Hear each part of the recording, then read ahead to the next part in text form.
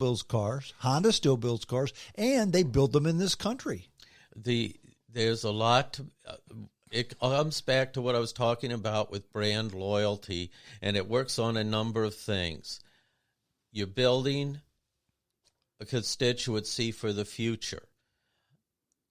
You may be, I wouldn't even say you need to take a loss, but if you're just breaking even, it's not a big deal. You'll make it up farther down the road. Because you're keeping that same customer. Because you're keeping that market share. Mm-hmm. But it's sort of like, and they're not my favorite, but Walmart. Why are they open 24 hours? Because they don't want anybody to go anywhere else. Exactly. Do you think they make money between 2 and 4 in the morning?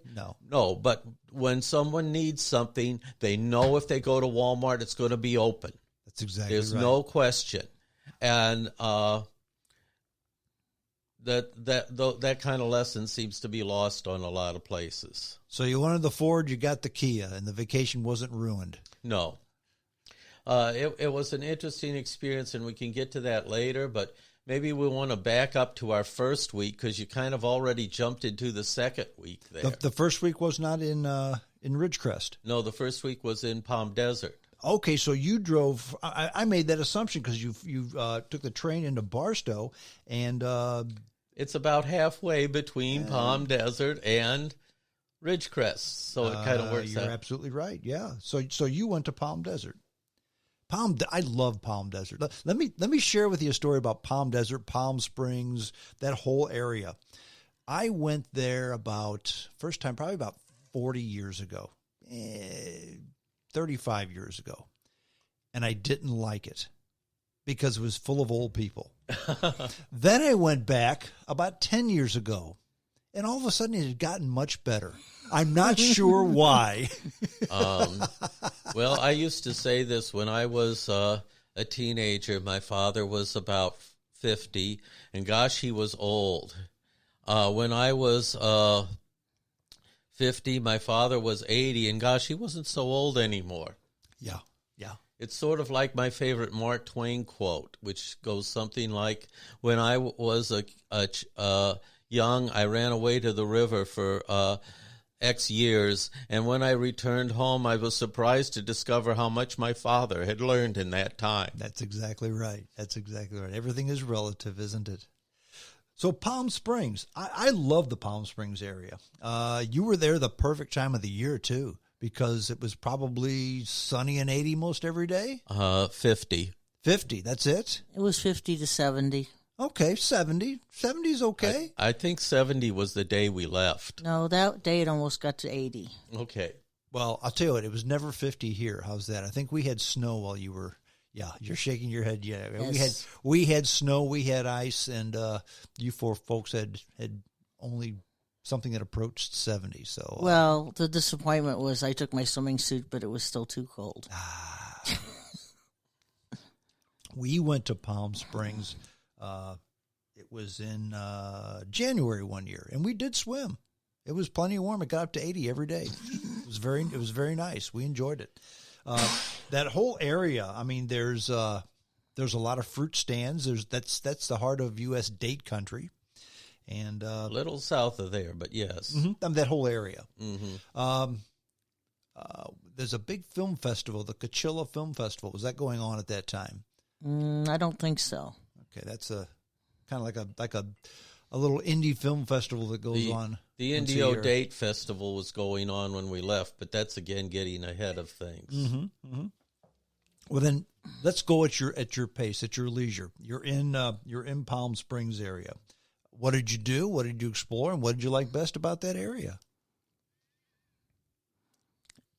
Well, we went up to Santa Rosa Mountains. Okay. Which are kind of, you're just going along this nice valley, and all of a sudden there's a wall. Uh-huh. It's 10,000 feet tall. I think Mount San Jacinto is like really huge. Uh-huh. We were, the funny thing, which did not really know until we went there, was that a lot of Palm Springs is actually owned by the Agua Caliente Indians. It is. In fact, when you go up into those mountains, if you have an Indian tour guide, they'll tell you all the stories and the fables and everything else. And they asked us to please be respectful because this is kind of holy land to them. Well, we went up to a place called Palm Canyon, and it's a little palm oasis kind of halfway up the mountain, and walked around there for a while.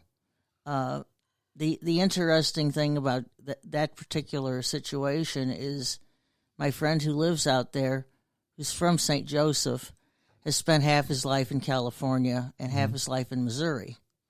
And I asked him about that, and he says, it's kind of like, I'm just one coin, just flip it. Either I'm California or Missouri. We went to the Living Desert Museum, which was kind of interesting. They had an American section and an African section, and they're putting in an Australian section. And we were really more interested in the American section because that was... You were in America. You weren't in Africa or Australia. Yeah. They make a big deal about their giraffes. I'm sitting there going, I can see those at the St. Louis Zoo. Sure. He wanted to go see the bighorn sheep, and he did get to see bighorn sheep. So. Where did you see bighorn sheep? Well, they were at the museum, at the Living Desert. Okay, okay, because I have been going for a long time to the desert. I've never seen bighorn sheep in the wild.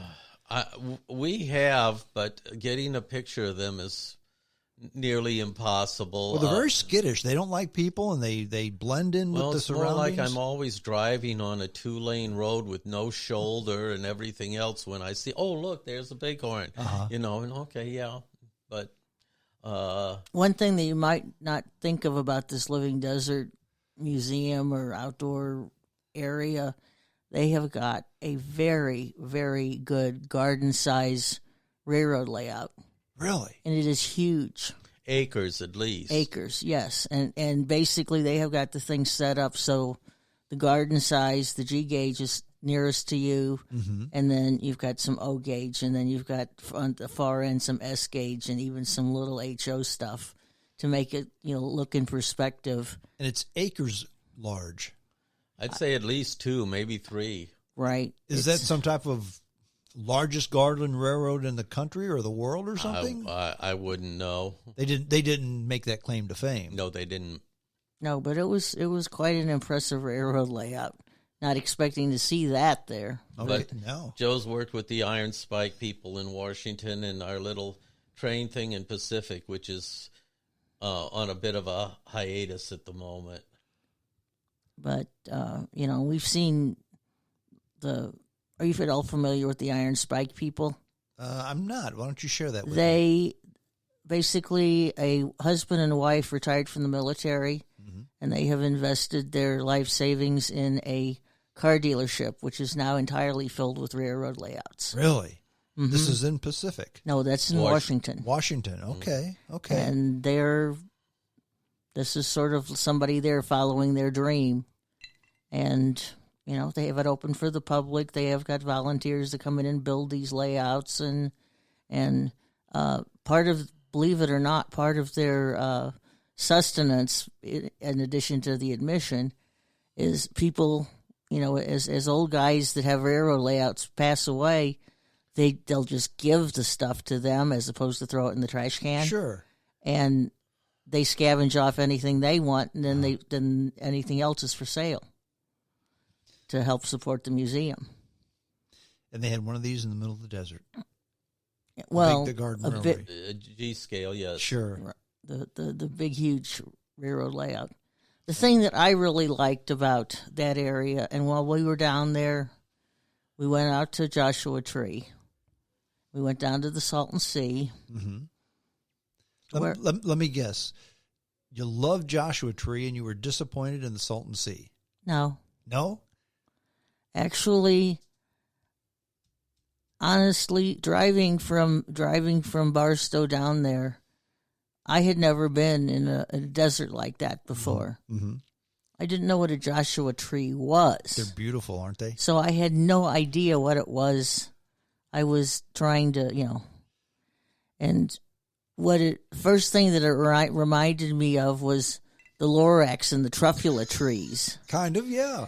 The little kind of happy tree that's just kind of like... Sure. Some of them really do look like, figures, like human figures out there dancing. Well, that's how it got its name, Joshua Tree, because it looks like the prophet Joshua in the desert with his arms raised to heaven. That's how they gave it its name. Okay. So you're kind of right. But there were a lot of rocks out there too, so I was really happy.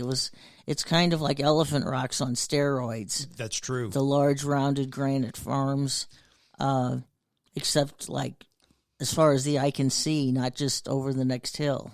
Well, we had an experience in Joshua Tree one time. I'm guessing that you didn't have the same experience, or you would have shared it with us by now. We took the family to Joshua Tree. In fact, they wanted to go to Joshua Tree and then the Saulton Sea. I said, look, Joshua Tree is beautiful, but you're going to be disappointed in the Saulton Sea. But they wanted to go see both, so we're out there. Let's go see both. So we were in Joshua Tree, and the rest of the family just wanted to take a rest. It was a hot day. So me and number 3 son wanted to go for a little bit of a hike. Well, as we had pulled in, there was a group of folks who had their RVs or their SUVs and RVs out, and they were taking a bunch of camera equipment and going off into the desert. And they were asked, what's this? Well, a lot of people come out here and they take pictures because it's beautiful out here. Well, we stumbled upon those people once again, my son and I. As we turned the corner, there were a whole bunch of them, and they were snapping pictures. The men had clothes on, the women did not. And my number 3 son looks at this with his eyes open. He says, Dad, what is that? I said, son, that's a porn shoot. It's time for us to leave now. So that's what they had done. They had found one of those little canyons that was surrounded on 3 sides by rocks, and they were just filming a porn shoot out there right in the middle of a national park. And I had to turn that. The boy was at that time about 12 years old, and it was time for us to go. I think he wanted to stay, but he needed to go. Man, that was also probably not legal. No, absolutely it wasn't legal. You've got to get a permit. You can do all that kind of stuff in Joshua Tree. Well, they probably don't permit that kind of stuff, but that's why they require a permit. Because they want to know who's there, what you're going to do, et cetera, et cetera, et cetera. Had they told the truth, they'd have never got the permit. So I have to assume they didn't have the permit. But that was our experience in Joshua Tree, our first experience in Joshua Tree. We just had adventures in Troya. Did you stumble upon the Troya cactuses? Cacti, but yes. Cacti, thank you. Yeah, yep. I'm both a biologist and a Latin scholar, and I really get annoyed at national park things that talk about cactuses, and it's cacti. It is cacti. You're correct. Thank you for correcting me. But I believe it was Joshua Tree where they have a whole pathway where there's just a lot of Troya cacti.